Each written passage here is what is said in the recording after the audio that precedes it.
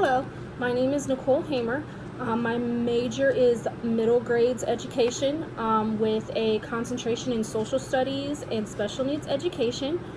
The title of my research topic is Learning Strategies for Students with ADHD.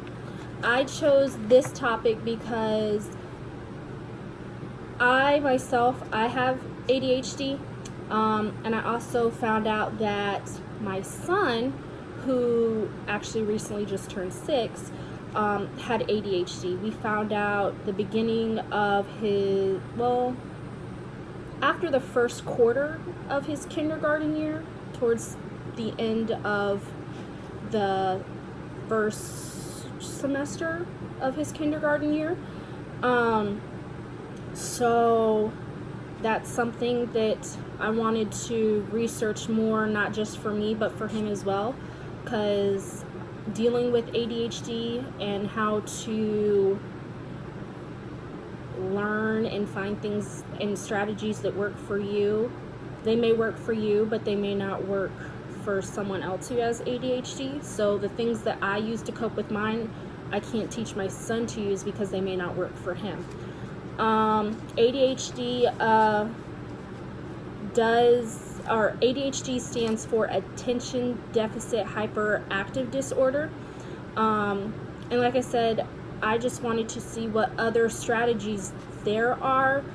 And even though I'm pretty set in the strategies I already have, they may be beneficial to me, or I could use them to help find new strategies for my son to help him as he grows.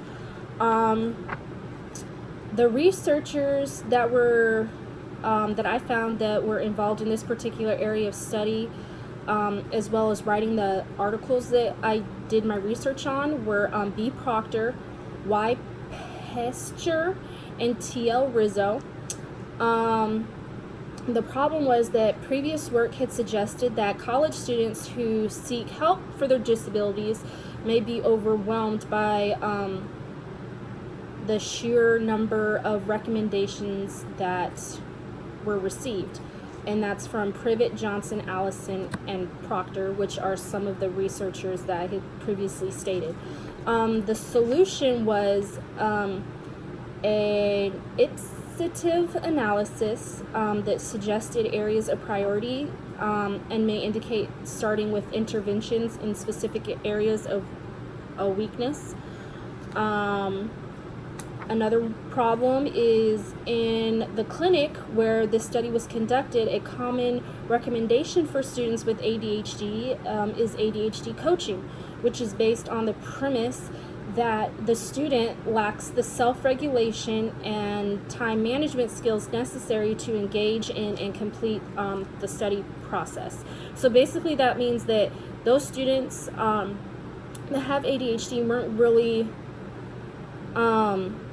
when the studies were conducted, they weren't given the proper time to conduct the tests or to properly do what they needed to do to make the study as valid, if that makes sense.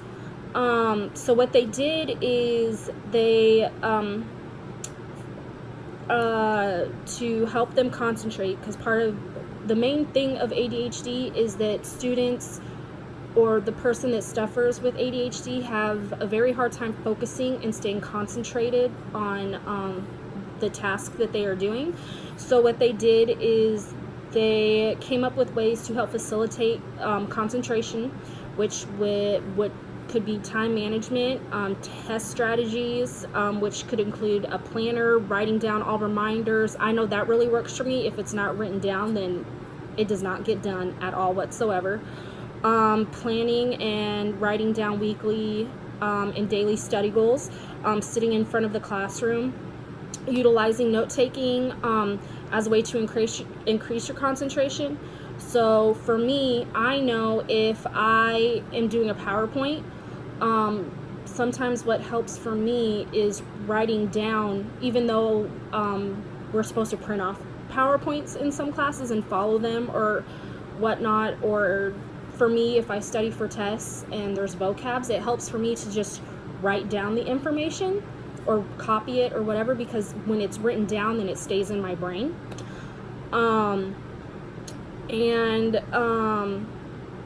There are also specific strategies that can help for essays versus multiple choice questions.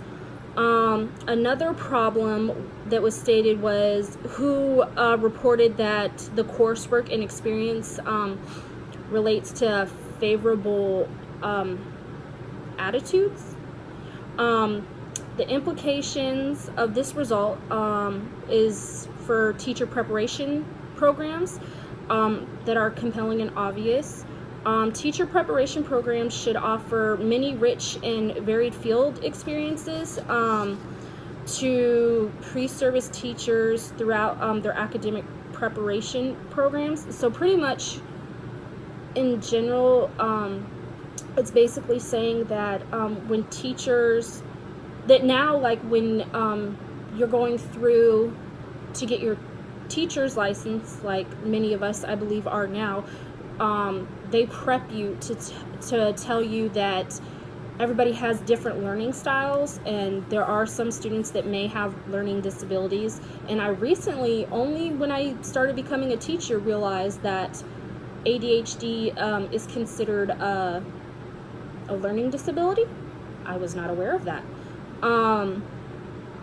But now the programs that are training and teaching teachers, they have those in place so that more teachers that go into the profession know that they need to have a wider method of teaching, and maybe some need visual things, or some need to have writing or hands-on activities, just a variety of methods to help teach their class. When it comes to this topic, I found it very interesting that people can find what works best for them in their own ways, and that researchers have been able to find ways to assist people that do have this disorder. And is one thing that I found, which actually made me feel good, is that most, if not all, students that, or people in general that have ADHD, have very bad time management and managing skills in general, which I thought it was just me, but come to find out it's actually part of the disorder.